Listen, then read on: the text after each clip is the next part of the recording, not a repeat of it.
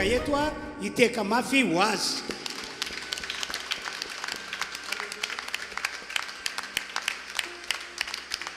Raisitsika ho fahasoavana lehibe ho atsika ny fatokavantsika rehetra tonga eto mba haninona mba hanompo an'Andriamanitra.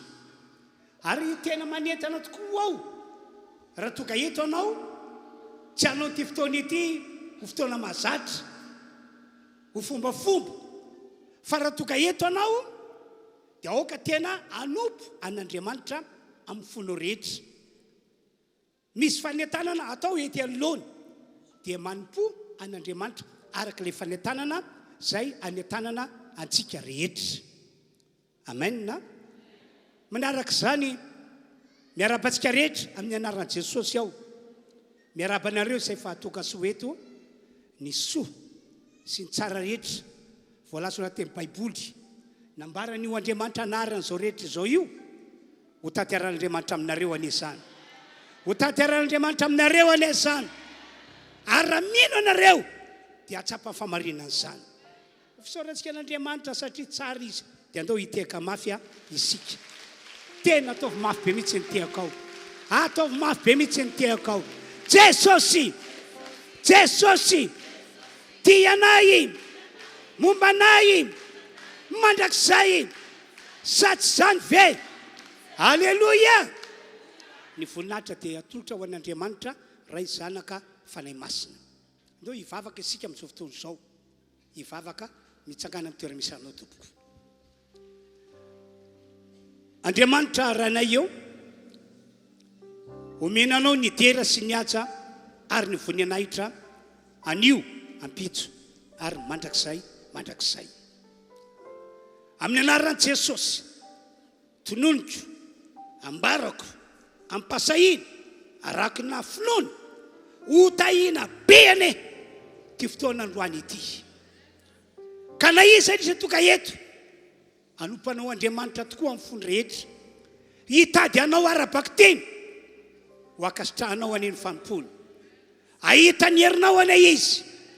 Ny marary rehetra tonga eto ho sitranina amin'ny anaran'i Jesosy, ny manana olana tonga eto ho vonjena amin'ny anaran'i Jesosy, ary ny rehetra ho tahinao tokoa. Raha io tsara ianao, mpanao tsara ianao, misaotra Tompo, misaotra misaotra misaotra. Halleluia, amen. Epitsakana antsika andray ny mpitarika fiderana anentana antsika ho amin'izay fampona fiderana izay, ka dia samy manompo ny Tompo arak'izany tsy arera tompoko.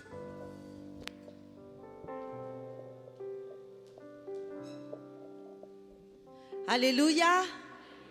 Dia faly miarabanao indray amin'ny anaran'i Jesosy amin'ity maraina ity amin'ny fiadanan'i Jesosy Christ tompony ho eo aminao. Et nous saluons aussi nos frères et sœurs qui suivent le culte en ligne. Que la paix de Jésus soit aussi sur vous. Mino fa raha tonga eto ianao amin'ity maraina ity dia tena hoe hitady an'Andriamanitra, hitady ny tavan'Andriamanitra ary miandrandra ny herin'Andriamanitra hiasa amin'ny fiainanao. Sa tsy izany ve? Afaka ny ahitan'Andriamanitra ianao androany. Fa izao nefa voalaza ny tenin'Andriamanitra hoe izay madio am-po ihany no afaka ahitan'Andriamanitra. Dia androany tsy fantatra hoe inona ny ao anatin'ny fonao, fa Andriamanitra dia mahita ny ao anatin'ny fontsika tsirairay avy. Tsisy miafina amin'Andriamanitra ny ao anatin'ny fonao. Raha mijery anao ve izy androany, raha mandinika ny fonao ve izy androany, dia inona no hitany ao anatin'ny fonao? Mety hoe fo feno atezerana ve? Mety hoe fo tsy mahay mamela helika ve? Mety hoe fo tsy manam-pitiavana an'ilay olo eo akaikinao ve? Sa mety hoe fo mavesatra noho ny lolo-po izay tazominao eo aminao noho ny zavatra nataon'olona anankiray. Fa te hiteny anao androany hoe araroty izao fotoana izao eto Jesosy afaka manamboatra ny fonao izy. Rehefa madio ny fonao dia afaka ny andray ny fitahiana rehetra izay efa nomanin'Andriamanitra ianao. Rehefa madio ny fonao dia afaka miaina ilay fiadanana efa notononin' Jesosy ho anao ianao. Dia aza variana androany fa tena atolory an' Jesosy ny fonao. Atolory azy ny fonao ho diovina, ho amasinina amin'ilay ranomasina izay nalatsany teo amin'ny azo fijaliana. Atolory an' Jesosy ny fonao androany mba ho tefeny ahatonga anao olona manana an'ilay toe-pon'olona efa mifo ka tsy andeha amin'ny fahotana intsony fa tena hoe olona ankasitrahana eo anatrehan'Andriamanitra amin'ny fotoana rehetra. Akipio masonofinao dia saintsainy izany hoe eto Jesosy androany anamboatra ny fonao izy androany,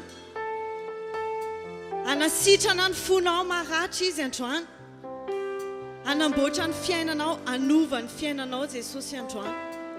Zavatra tokony ataonao fotsiny androany dia atolory azy ny fonao, sakafo ny fonao androany dia avelao Jesosy hiditra ao anatiny, anala an'izay zavatra rehetrarehetra manakatsakana ny fiasan'Andriamanitra eo amin'ny fiainanao.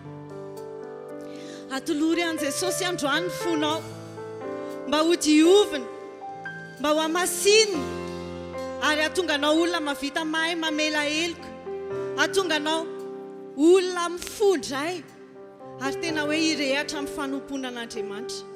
Eto ianao Jesosy ianao ilay manamboatra ny fiainana, ianao ilay manova fo, ianao ilay mitsinjo ny olonao tsirairay avy. Eto ianao androany, miasa eto aminay eto ianao amin'ity maraina ity.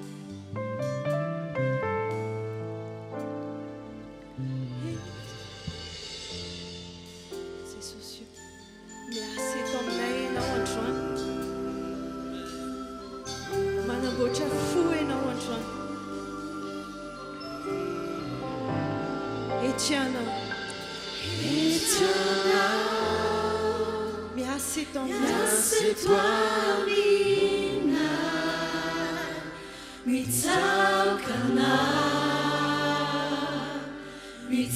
etianao tsapana izao,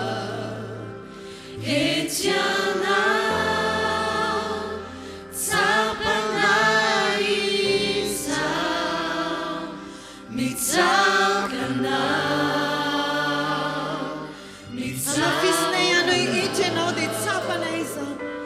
Etianao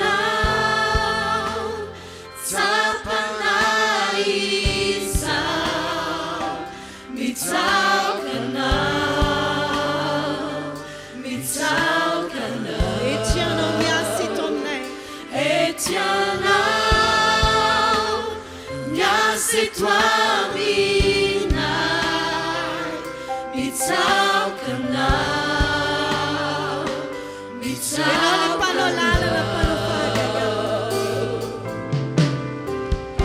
mpanao lalana, mpanao vavaka, Pusaka tupo sai maisiana panolalana panovagaga tanante nazava pusaka tupo sai maisiana. etianao mikasika ny fonay, etianao Jesosy amanasitrana ny fontsirairay avy.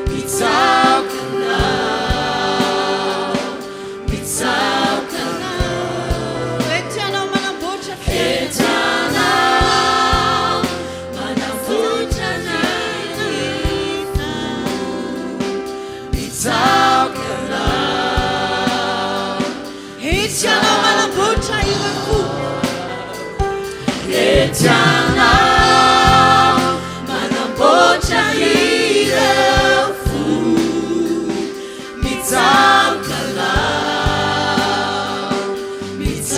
panalalana ianao,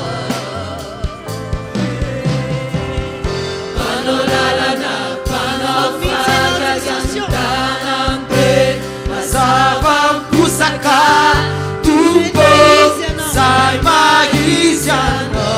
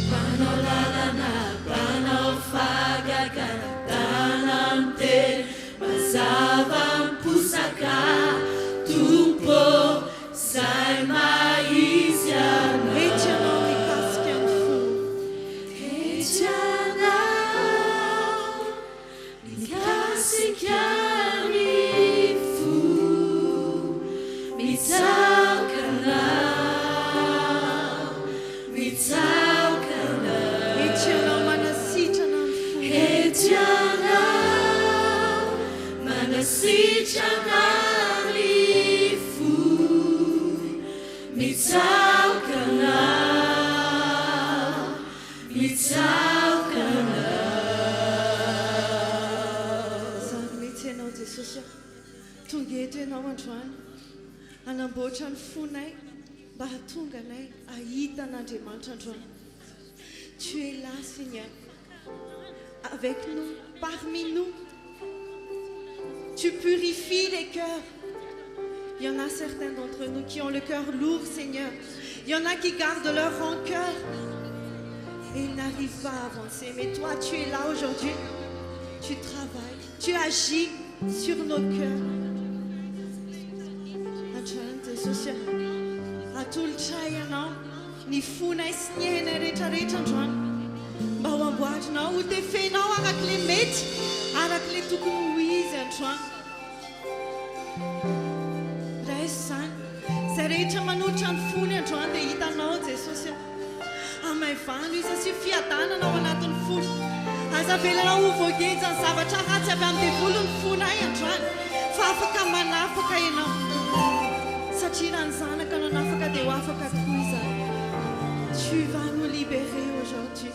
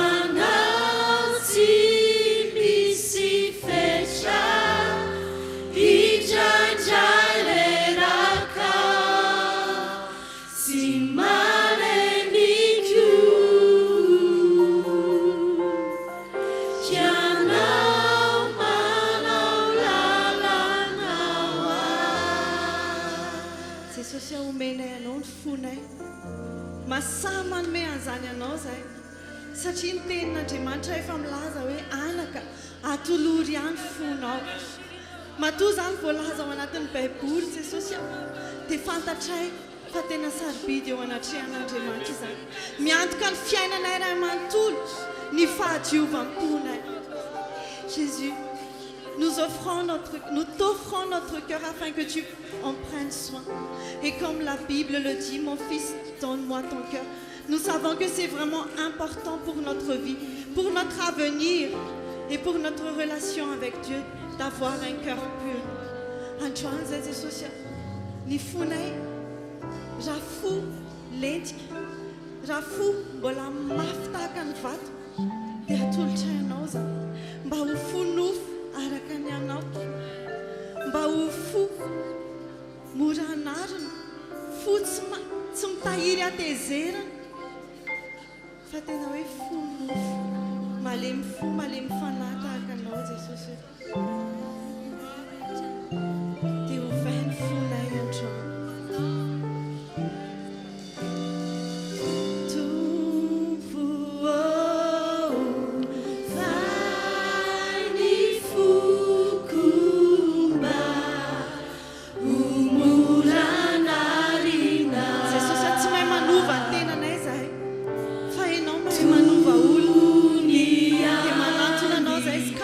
Sa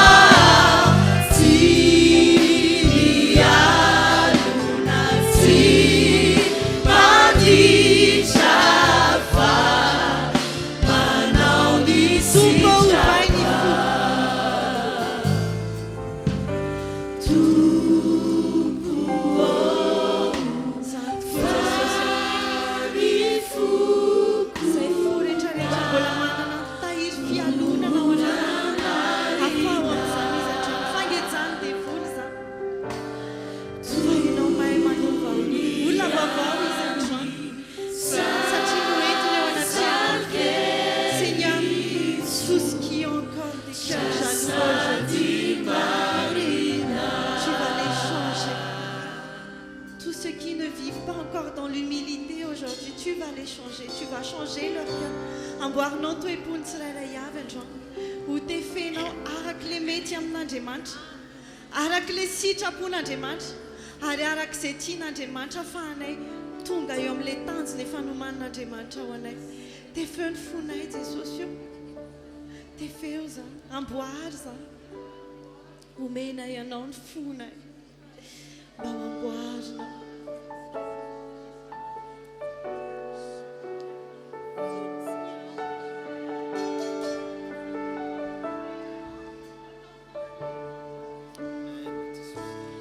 Tefeni fuku wana kausavaje chamikyu yana tini lalina ni fukutuga fune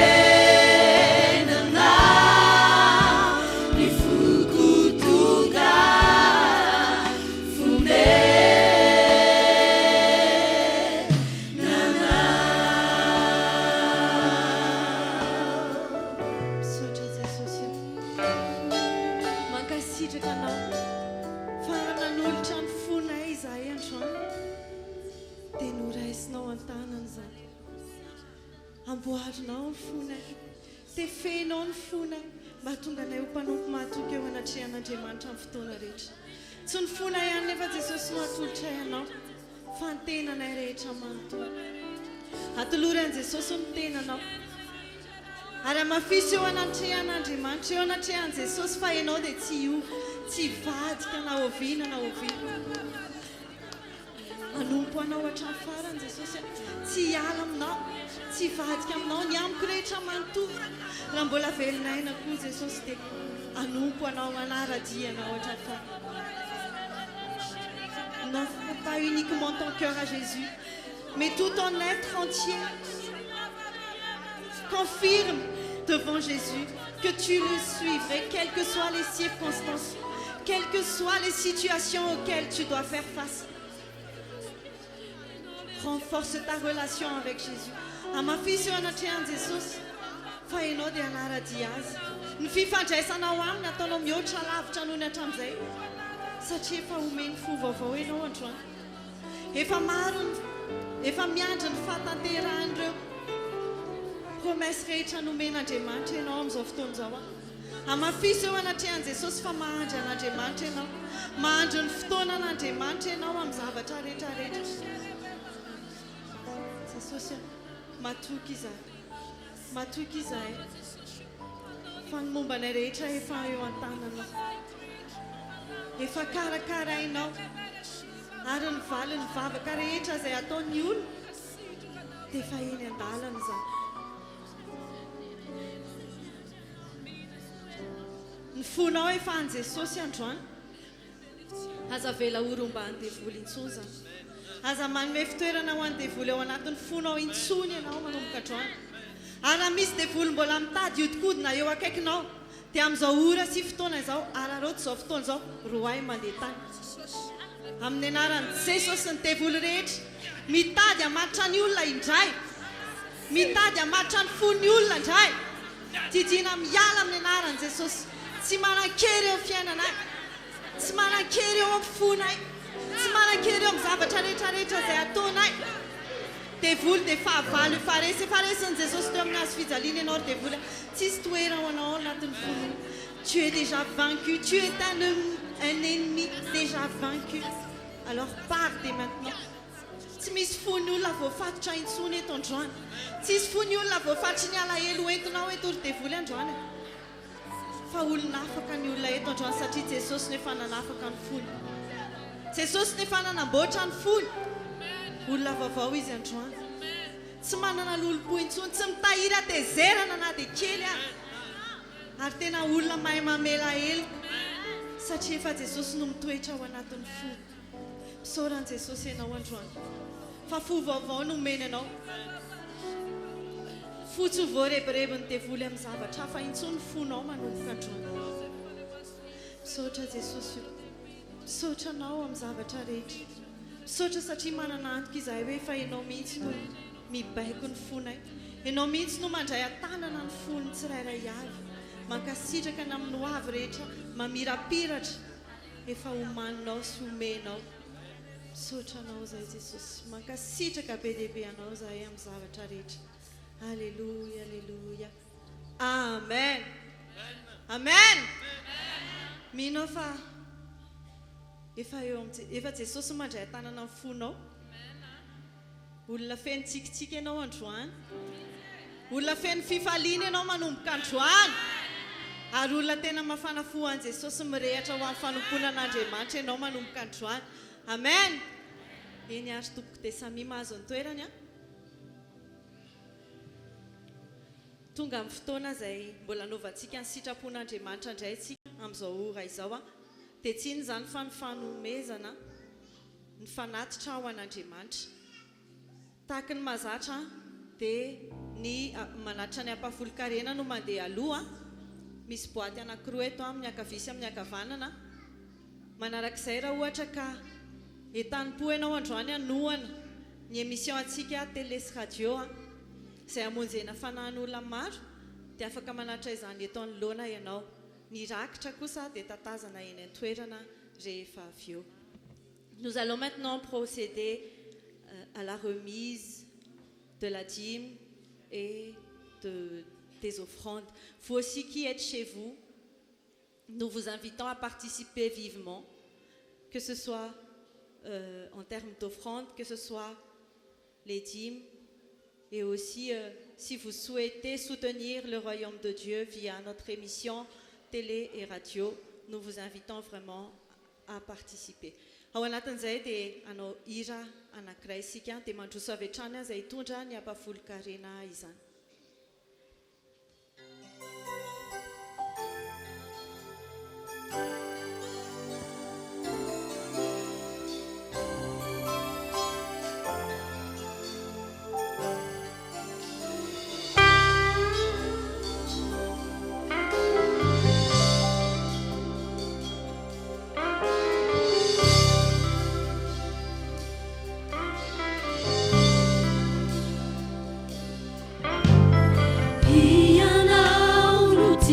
Toetra ato anatiko ianao tompono tiako anapaka ny foko aza vela isire ibantoeranao foko manotolo anao ny foko anjaka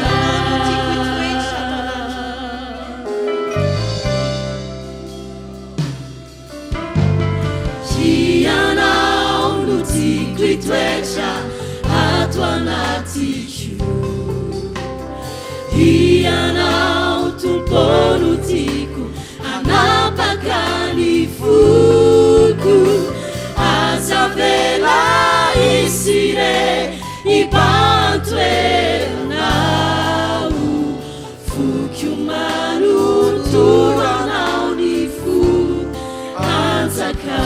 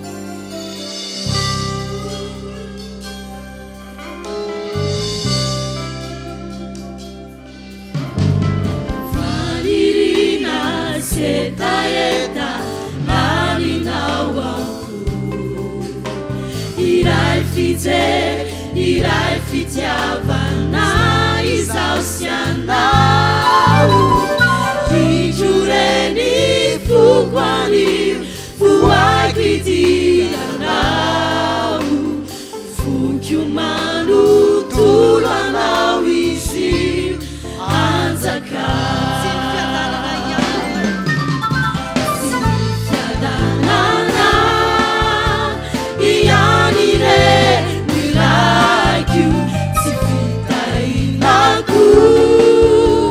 Sasany no andrandraiko ianao misy ray zanaka fanahy ianao manotolo tompo ianao no tsy ananana ihany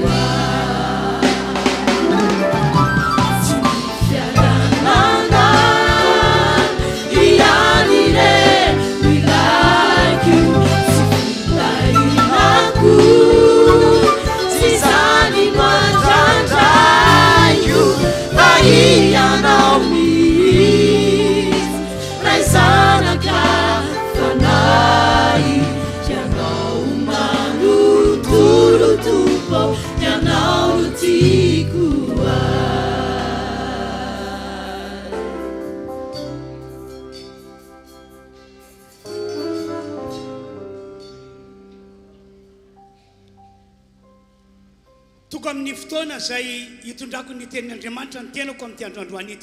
Nous arrivons à présent au message de Dieu aujourd'hui.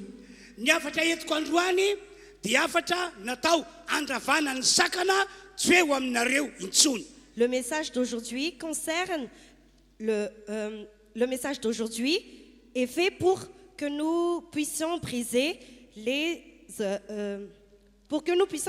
blocages aujourd'hui.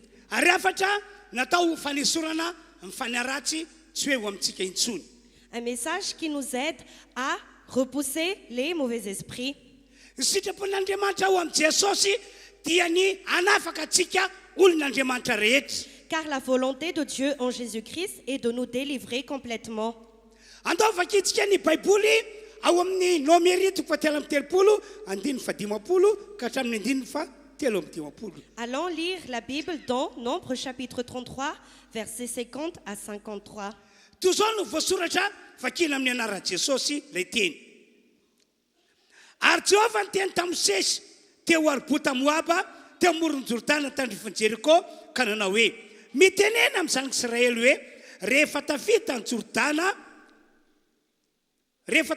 Jordana ka tonga any amin'ny tany Kanana ianareo dia horoanareo eo alohanareo ny mponina rehetra amin'ny tany ary horavanareo ny vato soratany rehetra ary hosimbanareo ny sarin-javany anidina rehetra ary horavanareo ny fitoerany avony rehetra dia alainareo ny tany ka hitoetra eo ianareo fa ianareo kosa no omeko ny tany ho zara-taninareo hatreo ihany. Voilà ce qui est écrit. L'Éternel dit à Moïse dans les plaines de Moab, près de Jourdain, vis-à-vis de Jéricho. Transmets ces instructions aux Israélites. Lorsque vous aurez passé le Jourdain et que vous serez entrés dans le pays de Canaan, vous chasserez devant vous tous les habitants du pays. Vous détruirez toutes leurs idoles en pierre et en métal fondu et vous éliminerez tous leurs hauts lieux. Vous prendrez possession du pays et vous vous y établirez, car je vous ai donné ce pays pour qu'il soit votre propre propriété. Vakina ndray ny 5:30 teo zao ny voasoratra. Fa raha tsiroanareo eo alohanareo ny mponina amin'ny tany dia ho lay amin'ny masonareo sy ho tsilo amin'ny tezanareo izay avelanareo hitoetra eo ka andrafy anareo. Nous allons maintenant lire le verset 55.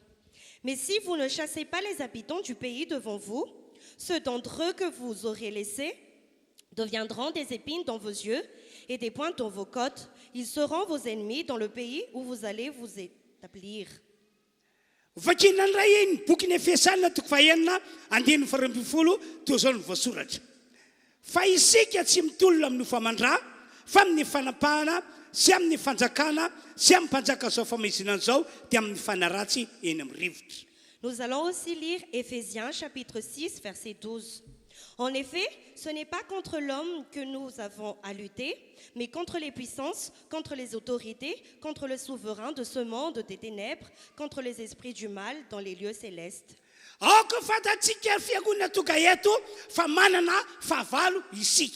Sachez, chère Église présente, que nous avons des ennemis.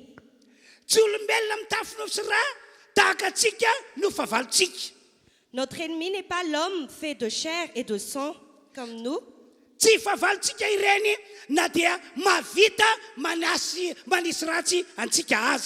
ne sont pas nos ennemis, même s'ils nous persécutent. Ils ne sont pas nos ennemis.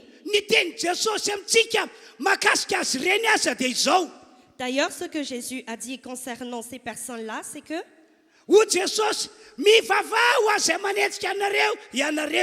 Jésus nous demande de prier pour ceux qui nous persécutent. Alors, les hommes comme nous ne sont pas nos ennemis.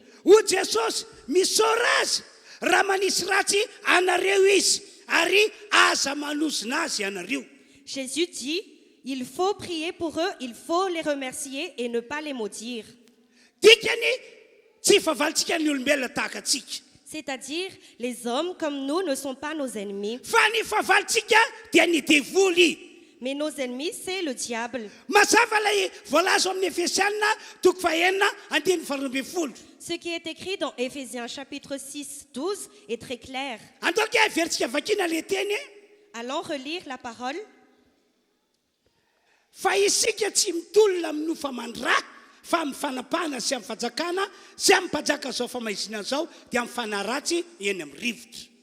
En effet, ce n'est pas contre l'homme que nous avons à lutter, mais contre les puissances, contre les autorités, contre les souverains de ce monde de ténèbres, contre les esprits du mal dans les lieux célestes.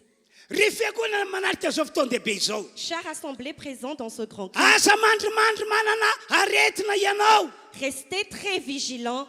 Ary azavarim-barina mihitsy ihany koa ianao malona fisina devoly fahavalo. Ne soyez pas distraits vis-à-vis de la présence des ténèbres, de la présence du diable. Marina fa tsy hita maso ny devoly, tsy hita maso ny fanaratsy. C'est vrai que nous ne voyons pas le diable et les mauvais esprits à l'œil nu. Tsy hita maso ny devoly fa saingy ny zavatra ratsy ataony dia mitondra olana tsy vahana sady mampahory. Nous ne les voyons pas à l'œil nu, mais ils œuvrent dans notre vie et apportent des problèmes insolvables et nous rendent malheureux. Tantarako aminareo fiangonana. Je vais vous raconter, chère Église, Fa tsy mampino ny pino ny devoly fahavalo. que le fait d'être croyant importe peu quand Si le ma- diable est présent. Tsy mampinopino ny devoly rehefa tafiditra ao an-trano ka mitoetra ao. Le fait d'être croyant importe peu quand le diable s'introduit dans votre foyer. Tsy mampinopino ny devoly rehefa tafiditra ao anatin'ny olona izy ka mitoetra ao. Le fait d'être croyant importe peu quand le diable s'introduit dans notre vie et qu'il prend place. Tsy kristianina ny devoly. Le fait d'être chrétien importe peu quand Tsy le diable est présent. vavaka ny devoly. Le fait d'être pratiquant importe peu quand le diable est Tena présent. manapotika sy mandravarava fiainan'ny olona ny devoly. Le diable brise notre vie et détruit notre vie. Zandritra no antony toka Paul apôstôly ny teny amin'ny Efesianina toko faefatra andimy fafito amby roapolo. Voilà pourquoi Paul, l'apostole, a dit dans Éphésiens chapitre 4, 27, Toy zao voasoratra eno tsara keny voalazany. Aza manome fitoerana ho an'ny devoly ianareo. voilà ce qu'il a dit, et ne laissez aucune place au diable. Averiko ohatra hoe hoy Paul, aza manome fitoerana ho an'ny devoly ianareo. Je répète encore, Paul a dit, et ne laissez aucune place au diable. Satria zava-doza ho antsika olombelona ny famelana ny devoly hitoetra ao an-tranontsika na ato anatsika. Car c'est un danger imminent le fait que le diable soit présent dans notre vie, dans nos foyers. Ary efa nampitandrina toy zany ihany koa Petera.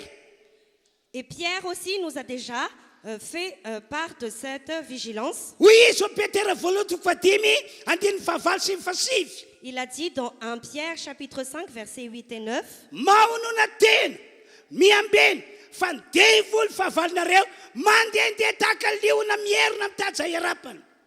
Toero izy ka miorena tsara finoana ianareo satria fantatrareo fa zany fahoriana izany dia manjony rahalanareo rehetra eran'izao tontolo izao. soyez sobres, restez vigilants. Votre adversaire, le diable, rôde comme un lion rugissant, cherchant qui dévorer.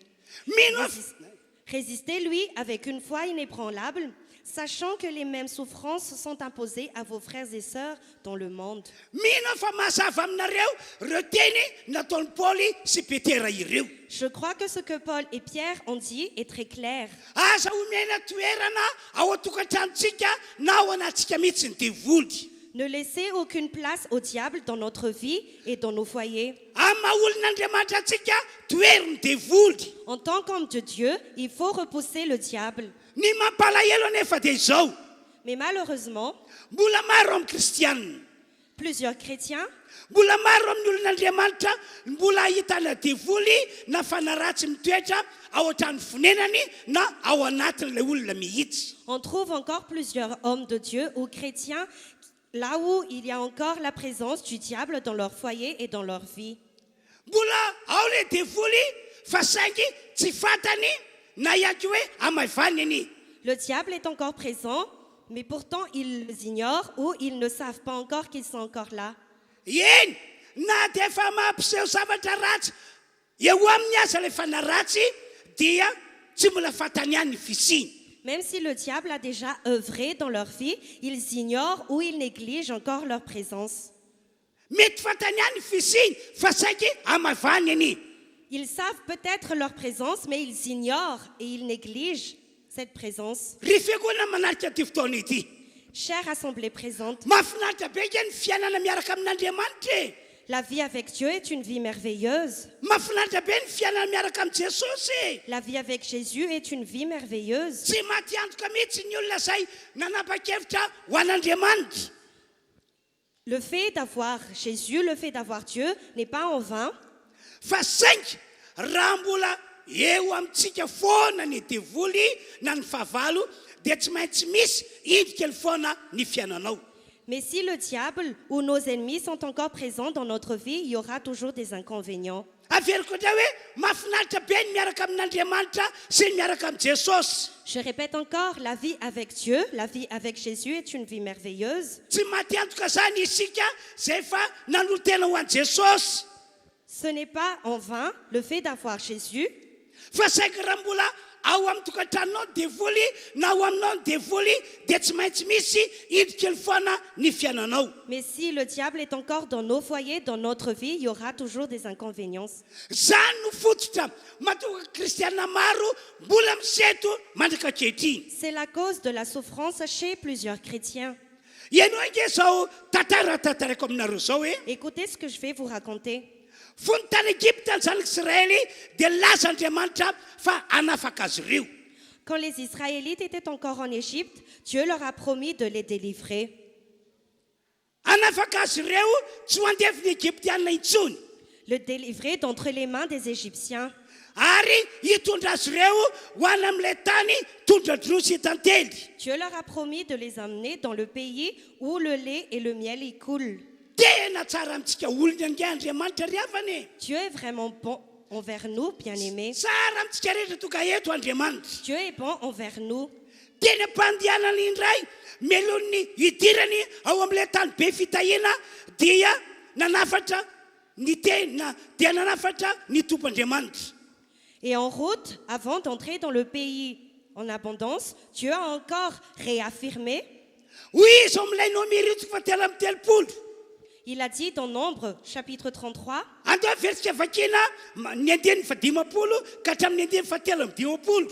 allons relire le verset 50 à 53.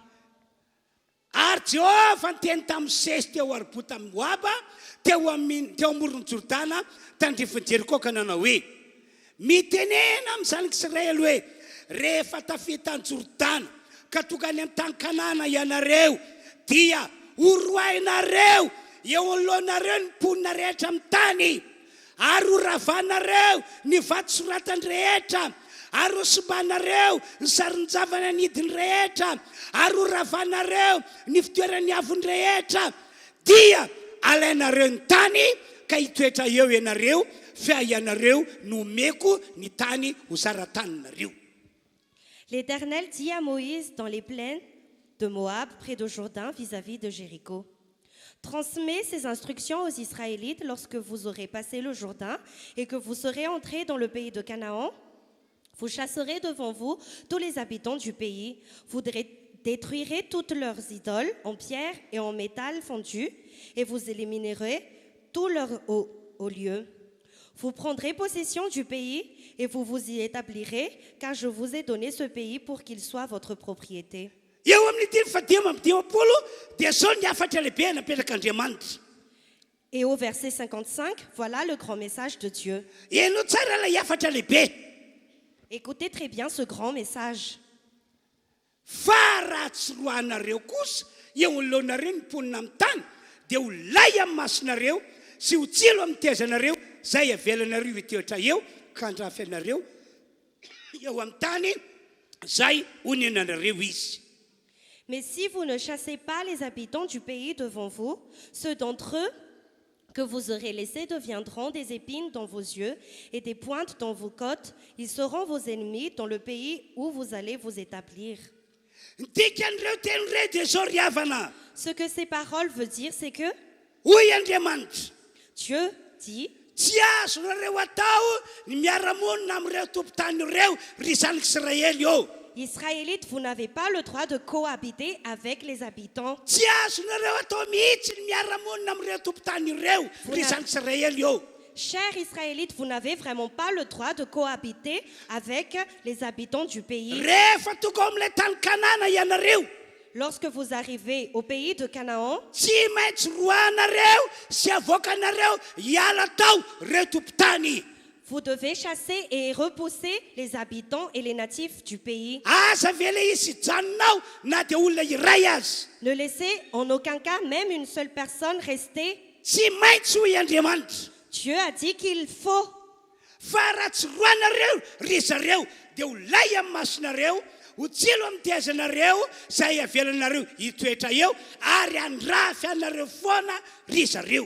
Car si vous ne les chassez pas, ils seront des épines dans vos yeux, des pointes dans vos côtes, et ils seront des ennemis redoutables pour vous. Cela est un problème.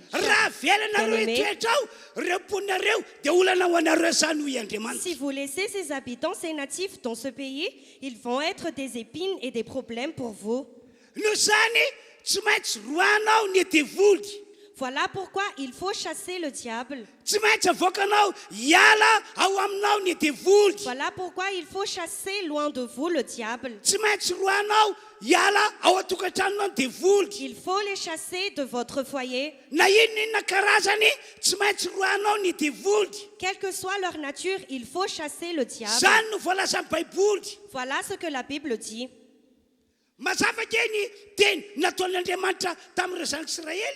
Ce que Dieu a dit aux Israélites est très clair.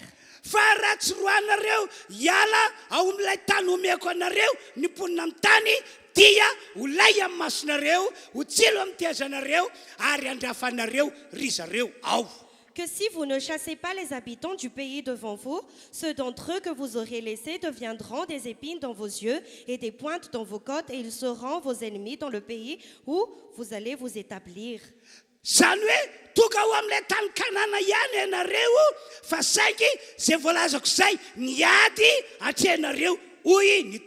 C'est-à-dire que vous accéderez au pays du Canaan, mais vous serez face à des combats.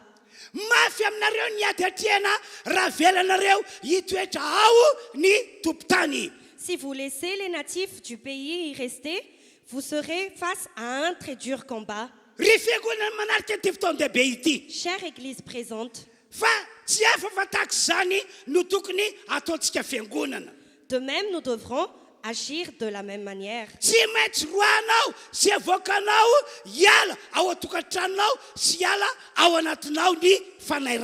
Il faut à tout prix chasser et pourchasser le diable de notre foyer et de notre vie.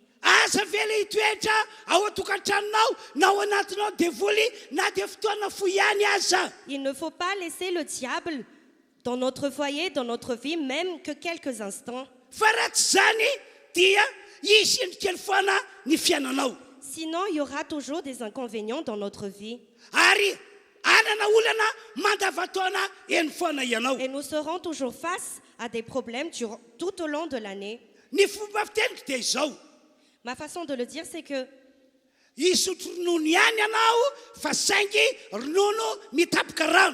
vous allez quand même boire du lait, mais du lait dilué avec de l'eau.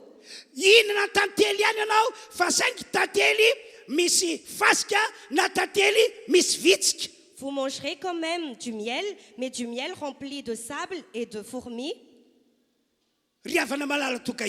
Bien-aimés présents,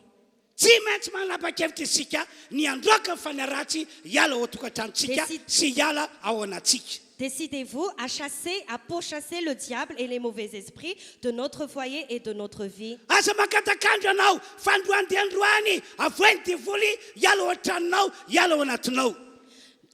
Ne demandez pas du temps, mais dès aujourd'hui même, chassez le diable de notre foyer et de votre vie. Pour terminer ce message, Dieu vous aime, Dieu nous aime. Il vous aime vraiment, vous qui êtes présents. Dieu a déjà préparé une grande délivrance complète pour nous.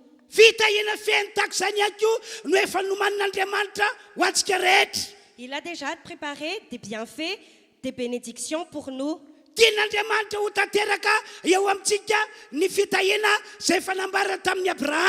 Dieu veut accomplir les bénédictions qu'il a déjà promis à Abraham.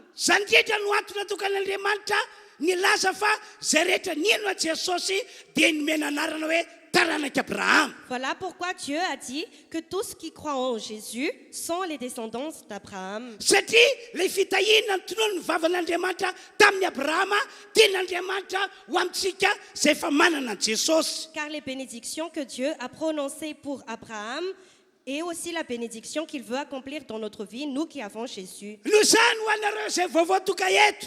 Voilà pourquoi vous qui êtes nouveaux, Mitoana anareo rehetra ao mba hiverina amin'Andriamanitra ilay nahary antsika zanak'olombelona. je vous encourage à revenir vers Dieu, le Créateur. Hafa ihany ny fiainan'ny olombelona tafaverina amin'Andriamanitra. La vie avec Dieu est meilleure, Fa ny fiainana any ivelany dia fiainana mampalahelo.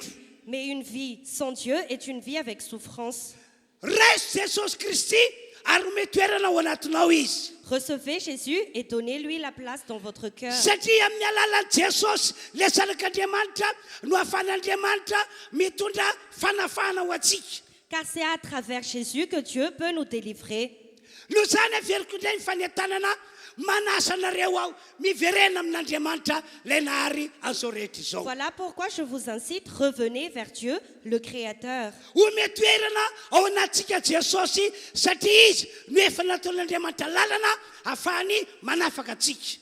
Laissez la place à Jésus, car c'est lui le chemin pour la délivrance. Tsy maty antoka zany ianao raha hiverina amin'Andriamanitra.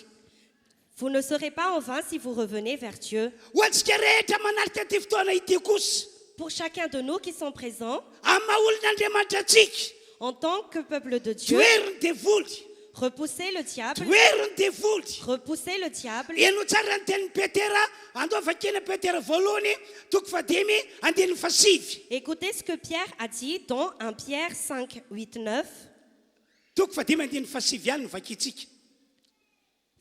chapitre 5, verset 9. Toero izy ka miorena tsara amin'ny finoana ianareo. Résistez-lui avec une foi inébranlable. Toeriny devoly hoy Petera. Pierre a dit, résistez le diable. Aza vely toetra ho tokantranonao izy. Ne le laissez pas prendre place dans votre foyer. Na ino ina karazany aza vely toetra ho tokantranonao izy. Quelle que soit leur nature, ne les laissez pas prendre place dans votre Aza foyer. vely toetra ao anatinao ihany koa izy. Ne les laissez pas prendre place dans votre vie. Na ino ina karazany aza vely toetra ao anatinao devoly. Quelle que soit leur nature, ne les laissez pas prendre place dans votre cœur. Toeriny devoly. Repoussez le diable, Avoy izy hiala. chassez-les, Fa zay ihany ny fototra matoka atsika manana fiainana be dia be. car c'est la seule solution pour avoir une vie abondante. Zay ihany ny fototra matoka ny programman'Andriamanitra ho tanteraka amintsika. C'est la seule solution pour que le programme de Dieu soit accompli dans notre vie. Alokana fotoana anavarana vavaka isika amin'izao fotoana izao. Nous allons à présent consacrer un temps de prière. Ny tsirairay avy amintsika hivavaka. Que chacun prie, Amafisitsika rehetra fa an Jesosy isika. fortifiant notre relation avec Jésus. Ary tsy vadika amin'ny Jesosy mihitsy. Et dites que vous n'allez jamais vous séparer de Jésus. Ary ambarantsika amin'Andriamanitra fa tsy hiala amin'izany isika. Et nous allons dire à Dieu que nous allons jamais nous séparer Ny de finoantsika Dieu. dia hoe hamonjy antsika Andriamanitra androany. Car notre foi, c'est que Dieu va nous sauver aujourd'hui. Ny teny akeo mampanompon'Andriamanitra hivavaka ho anareo. Moi aussi, d'ailleurs, en tant que serviteur de Dieu, je vais prier pour vous. Mino ianareo fa hamonjy anareo Andriamanitra. Ayez la foi que Dieu va vous sauver. Mino ianareo fa hanafaka anareo Andriamanitra. Ayez la foi que Dieu va vous délivrer. Zay rehetra efa nino an Jesosy, zay rehetra efa nandray an Jesosy. Que tous qui ont déjà reçu Jésus, que tous qui croient en Jésus, Azo antoka fa anamarina vavaka ataoko ho an'izany olo zany Andriamanitra. il est certain que Dieu va accomplir les prières que Ho Dieu fait afaka pour ianao. vous. Vous serez délivrés, Ho afaka vous ianao. serez libérés. Hialo amin'ny trano fonenanao lay devoly fahavalo. Le diable va quitter votre foyer. Hialo ao anatinao ihany koa izy amin'ity androandroany ity. Le diable va vous quitter aujourd'hui. Andro ray lehibe ho antsika ny androandroany. Aujourd'hui est un grand jour pour nous. Ho fisaorantsika n'Andriamanitra andao hiteka Pour mafy remercier le isika. Seigneur, acclamons fort pour Jésus. Raha mbola misy mafy zany Si ataovy vous pouvez ihany. encore acclamer plus fort, Ataovy faites-le. ihany. Faites-le encore plus fort.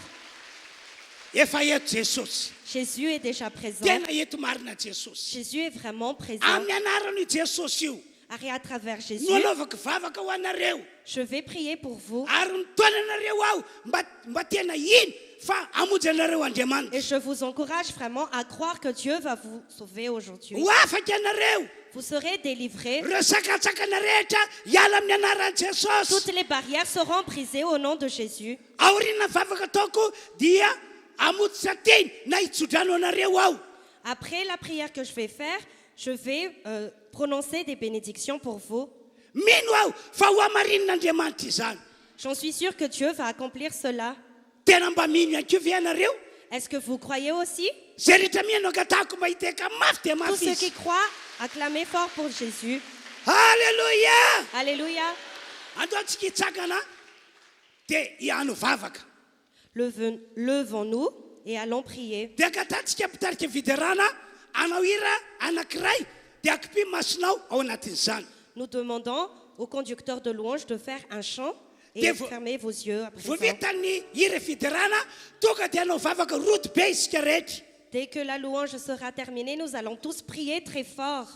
Hiverina amin'Andriamanitra ray isika. Nous allons revenir vers Dieu le Père. Amafisitsika ny fananana Jesosy ato anaty. Nous allons renforcer la présence de Jésus dans notre vie. Ary raha tsapanao fa nanota tamin'Andriamanitra ianao dia mibeba.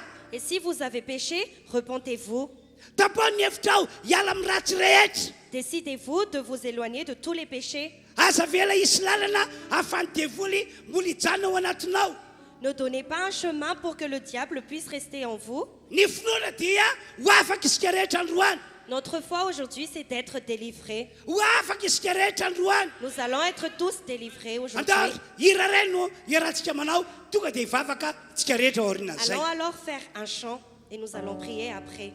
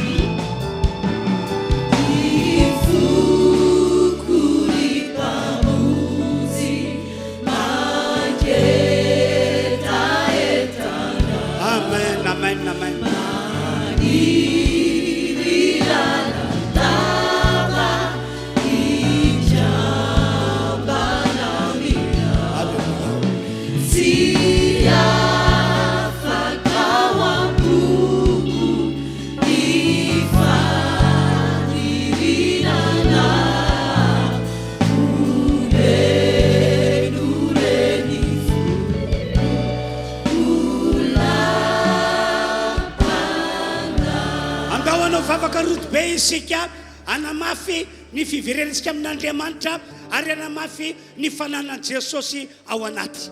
Satria zany no lala tokana afan'Andriamanitra miditra tsetra fiainantsika mba hamonjy ny fanantsika ary mba hanafaka antsika amin'ireo gadrany devoly. Zany no lala tokana afan'Andriamanitra anamarina ny vavaka ataoko ho anareo rehefa avy eo. Samy mivavaka isika rehetra. Aseho ilay etaetanao teo afaka. Aseho ilay etaetanao teo afaka. Samy manao vavaka roto be isika rehetra toka eto.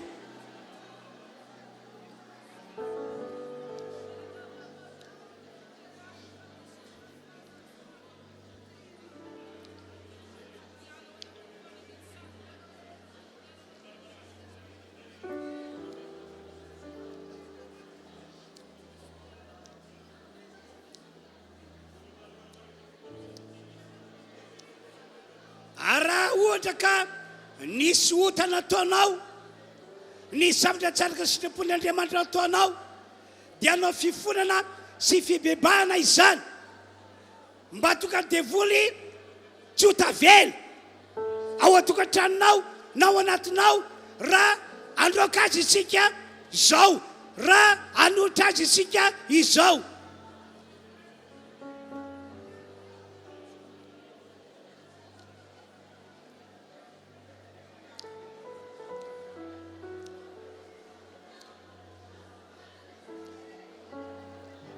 Samy vavaka araka izany avokoa tsika rehetra toka eto.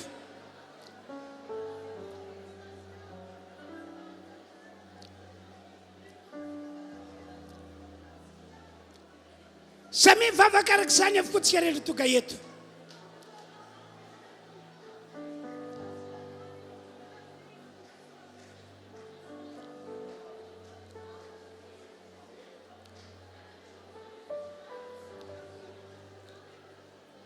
Toera amin'izay ny devoly azy ampiasao ny anaran'i Jesosy. Toera amin'izay ny devoly ampiasao ny anaran'i Jesosy.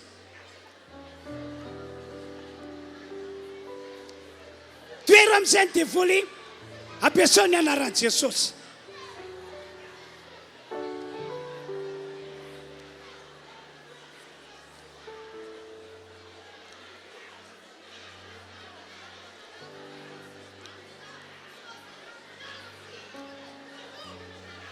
Roa le devoly ao amin'ny trano fonenanao, ianao malala fisiny ao. Ireo zavatra ratsy efa nataony no amantarana fa ao izy. Roa izany iala ao an-trano fonenanao. Roa izany iala ao an-trano fonenanao. Ampiasao ny anaran'i Jesosy. Roa izany iala ao an-trano fonenanao.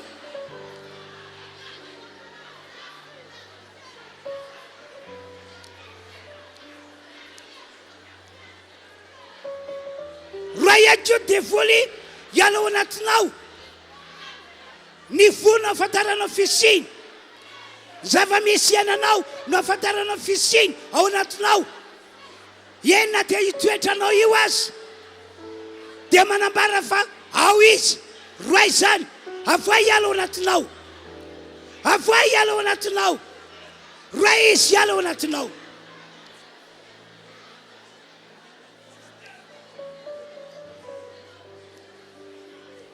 Avoa izy iala. Avoa izy iala. Toero izy. Asovy mandeha. Asovy mandeha.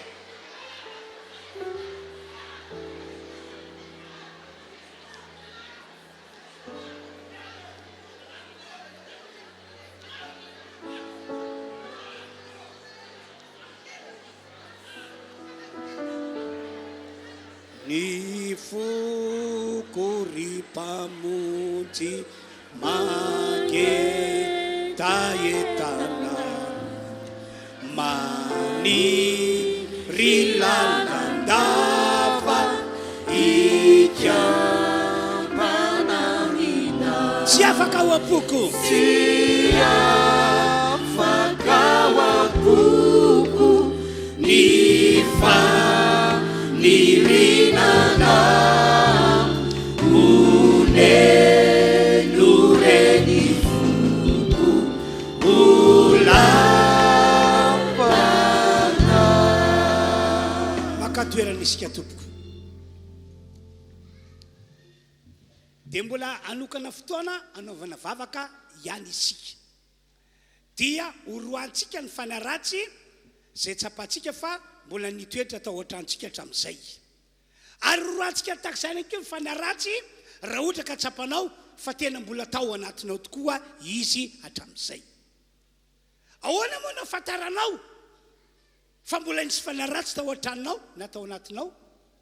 O Jesosy, ny voany no afantaranareo azy. Ny voany zavatra ratsy, ny zavatra nientiny teo atokantranonao, teo amin'ny fiainanao no amantaranao ny fisiny. Le zavatra ratsy raha amin'ny mampinipiny amin'ny maha-olon'Andriamanitra ny olon'Andriamanitra dia tokony fantatra hoe tatakany ao nareo ny fiainana natao iainako, natao iainana amenakavo an-tranao, kanefa indrisy fa misy zavatra fahafa atokantranonao. Misy zavatra fahafa tsy voavanao ao atokantranonao. Zany hoe misy olona tsy voavanao mihitsy, efa nentinao am-bavaka fa tsy voava. Zany no amantarana fa efa nasotoerana tao an-tranonao izy. Mety efa ela be zao tao an-tranonao satria trano fainao io trano io. Na mety hoe nanaraka anao tao amin'ny trano io izy satria efa amin'ilay taranaka mihitsy no efa misy ilay karazana fanaratsy. Na dia toetranao aza dia mataranao hoe tena molato izy. Zava-misy iainanao amin'ny akabe no mataranao hoe tena molato izy. Na dia ilay toetra mora tohina, mora tafotoana io azy mampametraka fantanina hoe sao dia fanaratsy mbola tavela ato amiko ary no mahatonga mora tohana, mora tafotoana. Satria sitrapon'Andriamanitra isika pino dia olona malemy fanahy. Amen. Amen. Ary na dia io fahazaran-dratsinao tsy mety afaka io azy, na dia efa hibebanao, famantarana daholo ireny fa mbola mety misy fanaratsy mitoetra ao anatinao. Jory vavolombelona aminareo dia mandeha nisy mpino anankiray. Tena vadina mpiandraikitra izy io. Izy tsy mety lasa mpino hatramin'izay, fa vadiny, ny zanany no miara-vavaka amintsika. Dia fa io lehilahy io natoka tsy lasa mivavaka, tsy lasa mpino, tia misolo toaka ary tsy mety afaka mitoaka. Dia tateo reny izy tapa-kevitra ihany fa hiaraka vady aman-janana. Fa izy toko am-piangonana io mahay mitoaka be mihitsy. Izany hoe misotro kely izy aloha vao mamonjy fotoam-pivavahana. Dia ohatrany foana fiainana. Nanarina izy fa tsy mety afaka amin'ilay toaka. Nahitsy izy fa tsy mety afaka amin'ilay toaka. Dia farany tateo rena hoe mba tonga azy ho afaka dia aloha ampiarahana amin'reto ekipa musicien reto izy. Tsy reto musicien reto moa zany tamin'izany. Satria izy mahay mitendry zava-maneno be. Dia nampiarahana tamin'ireo ekipa musicien. Fa na izany ary tsy maintsy misotro izy vao miakatra eto ambony estrady mitendry. Dia tsy hita mihitsy atao azy. Tsy hita mihitsy lehilahy beka tsy hita hoe kapohana ve. Efa nety mivady aman-janaka am-bavaka, nety mipino am-bavaka fa tsy niova mihitsy izy. Dia ndray andro olay pasteratsika tsy mety amin'ity lalahy ity intsony mivavaka ato fa manala baraka. Satria izy ato am-piangonana tamin'izay mahafana fonga zany raha idery. Resy ngamba ampitarika viderany resiny ianao. Mahafana fo raha idery mandeha. Tsy haiko na entina inona izy amin'io. Mandeha. Dia gaga ilay olona vaovao akaikiny. Hoe ato am-piangonana ato kay misy olona mahafana fo be nefa mbola mahay mitoaka be. Dia ilay vaovao voahelingelina ny saina. Hoe mbola misy olona misolo toaka be foana kay ato am-piangonana nefa zany vavaka be zany. Mahafana fo be. Zay natoka ilay pastera tapa-kevitra hoe andao roana tsy ato am-piangonana intsony ray isika. Tena manala baraka, manakana ny asan'Andriamanitra tsy handroso. Kanjo tamin'izay fotoan'izay hoy ny fanahy masina tamin'ilay pastera. Tsy izy ny roanao fa le fanaratsy ao anatiny roay. Dia hoy ilay pastera andoana ho any an-trano izy vavahana. Sa testetra ilay pastera antsika tamin'io andoana ho any an-trano ivavahana. Tsy tonga izay ilay pastera hoe Andriamanitra ke niteny taminy hoe nidevolo ho amin'ny roana fa tsy izy ny roany. Dia nanaraka tokoa ilay lehilahy. Dia ny roana devolo teo, ny delivrena teo, ny roana. Dia nivoaka ilay devolo. Fofotoaka be voaka tany eny amin'ny tany. Dia raina tompo fa tahorina niny andro iny. Dia tsy tiany intsony ny fofotoaka. Tsy tiany intsony ny fofotoaka. Ary na izary dia nahery hoe ay natonga azy tia toaka. Tia misolo toaka tao amin'ilay fanaratsy karaza ilay tia toaka. Ka rehefa niala ilay fanaratsy tia toaka dia tsy tia intsony ilay toaka. Na ny fofony ary marikiriko azy. Tonga olom-baovao izy. Tsara ny tompo. Zay mahatonga miteny hoe na dia resaka toetra io azy, io fahazarany ratsy tsy afaka aminao io azy, dia famantarana hoe ilay fanaratsy mifototra izy io. Ka andao tsika mbola hivavaka. Mbola anao vavaka anao fifonana mikasika eny amintsika ny amin'izay adalàna nataontsika izay na toetra io. Hivavaka isika ho an'ny tokantranontsika ary hivavaka isika ho antsika. Dia ao anatin'izay vavaka ataontsika izay avy hatrany ampiasao ny anaran'i Jesosy fa amampino anao manana fahefana ianao. Amaolon'Andriamanitra anao manana fahefana matotra demonia ianao. ny devolaka efa resy efa voarekana tamin'ny alala fahafatesan'i Jesosy teo ambony azy fijaliana ary tsika ihany koa afaka andresy azy satria efa tsaka tamin'ny maty Jesosy. Amen. Andao ary anao iranankiray sika vita ty irety epepetrana ihany anao fifonantsika ny amin'ny toetrantsika ny amin'ny fiainantsika ny amin'ny tokantranontsika dia ao anatin'izany tonga dia mandroaka le devoly isika hiala atao anatsika hiala amin'ny tokantranontsika rehefa avy eo hivavako anareo aho ny zato izany zato io amintsika natao afaka natao afaka natao afaka ianao natao afaka ianao natao afaka ianao. Halleluja. Vita ty fotoana ety a ody anao na vady amanjanako ary gaga hoe ary tena mba niovy ianao zany a tena niovy mama soa ihany fa raha le mama taloha zao sira bialoko zao a kama tena nasoteny mama iva mihitsy papa satria izy nandro an'le loka tato fa tsy mivavaka kanjo hita le fietsika ao fa natao série be sira le loka zany tsy maninona série tiako foana io bizo aloha e dia gaga ny ohatrany niovy mama niovy toka olona vaovao satria mivoaka le fanaratsy tsy avelantsika fa tsy maintsy retsy izy androany alefa aripitarika fiderana ira anankiray amesantsika voninahitra an'Andriamanitra hivavakantsika rehetra orinan'izay. Ianareo any atokantrano akio manavavavaka miaraka aminay ianareo rehefa avy eo. Da apetrakantsika eo amin'ny Jesosy mombamomba antsika rehetra ho afahana.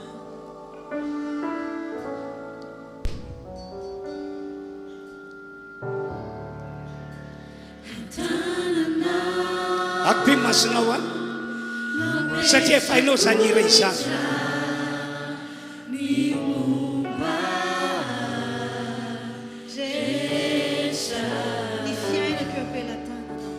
Ny fiainako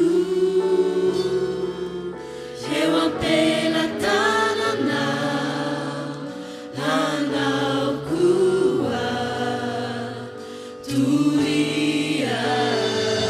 Amen.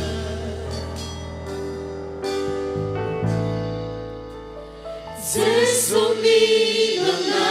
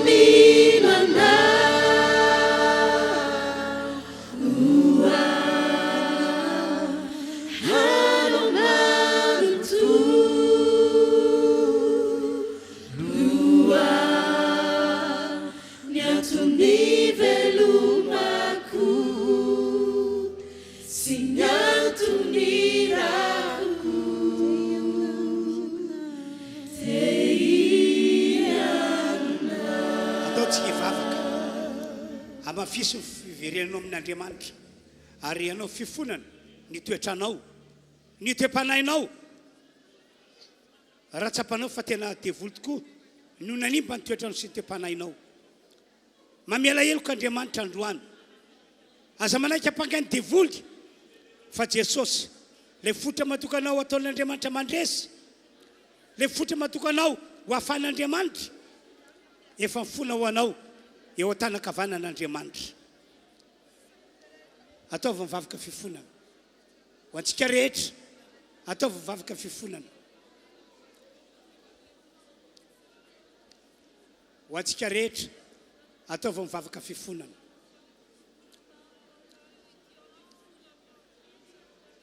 ianao malala karazana efana ratsy mitoetra ao anatinao roay avetrany izy hiala ao anatinao dia roay akeo hiala ao atokantrano misy anao ao samy mandroaka amin'ny anaran'i Jesosy toero izy hoy Petera toero izy toero amin'ny anaran'i Jesosy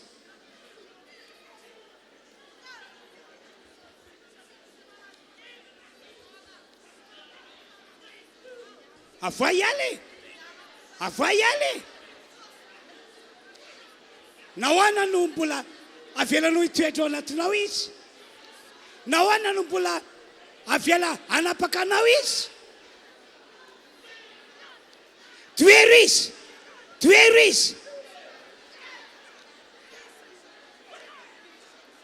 aza mandrimandry manana retina aza manaiky atao devoly varimbariny toero izy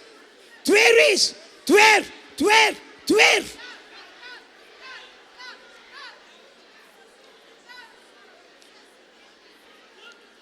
natao afaka ianao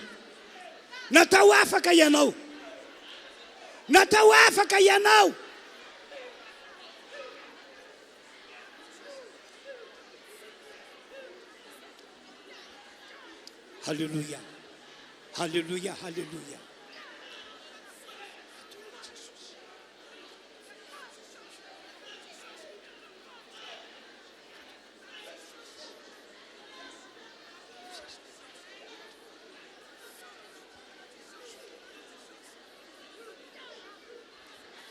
Manginy isika apetrao mifonao ny tananao azy zay rehetra mangeta hitany ho afahana androany dia ho afaka ianao ary ho afaka ihany koa hiala ireo fanaratsy ao atokantranonao anana fianana vaovao ianao androany tompo mamindrafo amin'ny olona rehetra toka eto ianao amin'ny anaran'i Jesosy araka fahefananomianao no anitsakitsahako ny devoly sy anorotoroko azy tsy ao anatin'ny retolondreto intsony ary tsy ao amin'ny tokantranony ihany koa zao dia zao mialy ianareo fanaratsy mialy ianareo na inona karazanareo mialy ianareo na inona karazanareo tonga amin'ny fotoana n'Andriamanitra amonjena ny mpino amonjena ny fiangonana tonga eto mba anakery amin'izay ireo teny sy tsodrano efa navotsotro hatramin'ny fiandohan'ny taona sambatra fiangonana zao misaotra tompo raiso fanafahana dia ho afaka avianao raiso zany amin'ny anaran'i Jesosy Kristy mandita ny fanaratsy rehetra ao na inona karazana zao dia zao miala amin'reto olony reto miala ao anatiny zao dia zao miala amin'reto olony reto miala ao anatiny alefa tonga dia mivoaka amin'ny fiamahery ianareo tahaka izay efa nitranga fa iny no hitranga androany eto raiso fanafahana mandidy anao ry fanaratsy amin'ny anaran'i Jesosy miala amin'reto olony reto miala amin'ny tsiraray avy miafatra amin'ny fiamahery ianareo dia mivoaka mivoaka amin'ny anaran'i Jesosy. Zay fa maromaro nefa tratra amin'izao fotoana zao. Avelao zany de asakanana, avelao zany de fahasoavana lehibe ao anao. Zao izy mivoaka izao. Avelao ika fa mahery de andeha. Avy ao anatinao mihitsy izy mivoaka. Zay fisehony fisehony. Avelao hivoaka izy. Mivoaka! Mivoaka! Mivoaka amin'ny anaran'i Jesosy. Ianareo ny tokantrano ka manaraka zao fandarana izao. Resy ihany koa fanafahana. Resy ihany koa fanafahana. Iserin'Andriamanitra iatefa any aminareo zay manaraka zao fotoam-pivavahana izao. Resy fanafahana. Ialao anatinao le fanaratsy. Ialao izy. Ialao izy. Miaraka mika fa mahery ny devoly rehetra de lasa mandeha. Lasa! Mivoaka! Mivoaka! Alefa, voaka ihany. Voaka! Mivoaka! Fanahy mamatotra ny olona amin'ny alalan'ny toetra ratsy sy toe-pana ratsy. Fanahy manota. Mivoaka zao dia zao ianareo. Mivoaka zao dia zao ianareo. Mivoaka amin'ny anaran'i Jesosy. Alefa, tsy misy mangatakandro eto naray azy. Mivoaka faingana. Avelao andery zareo, avelao hivoaka. Iafatra fe mahery izy ty andeha. Iafatra fe mahery izy ty andeha. Mivoa malaky. Ry fanahy matoga ny olona, alany olona tsahoatsahoana. Voilikeliky. Mivoa amin'ny anaran'i Jesosy. Mivoa amin'ny anaran'i Jesosy. Tonga de mivoaka e. Mivoaka. Devoly mampiady mpivady. Mampiady toka mpianakavy. Miala ianareo. Miala. Miala. Mivoa. Mivoa malaky. Lasa. Enonao le antso teo. Devoly mampiady mpivady. Mampiady mpianakavy. Miala faingana. Miala ohatrany fonenany ao. Miala faingana. Devoly manakana zavatsoa. Eo mbaravarany trano reto olony reto. Miala. Miala. Vaky barazy. Miala barazy. Amin'ny anaran'i Jesosy. Mikiala. Mikiala. Mikiala amin'ny anaran'i Jesosy. Raisa fanafahana. Mendrika no hoafahana ianao. No Jesosy efa niraisinao. No Jesosy efa ao anatinao. Lasa mandeha daholo. Na inena karazana. Devoly sy ozina miaraka. Le mampiditra trosy. Miala faingana amin'ny anaran'i Jesosy. Zay, mandeha. Mandeha. Mandeha malaky. Mandeha malaky. Mandeha malaky. Mandeha malaky. Lehibe ianao Andriamanitra. Lehibe ianao. Lehibe ianao. Toizo, samy mandroaka indray. Samy mandroaka indray. Aza vely hiperaka itsony zareo. Resinao io. Resinao io. Resinao io.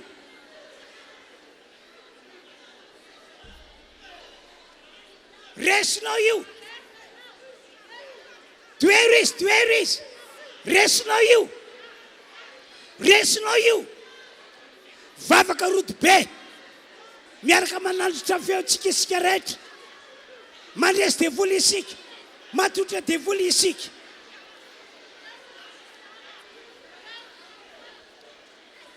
Jesu, Jesu, Jesu, umekwa nao ni fianako. Jesu, Jesu, sami mira amfundre yeye.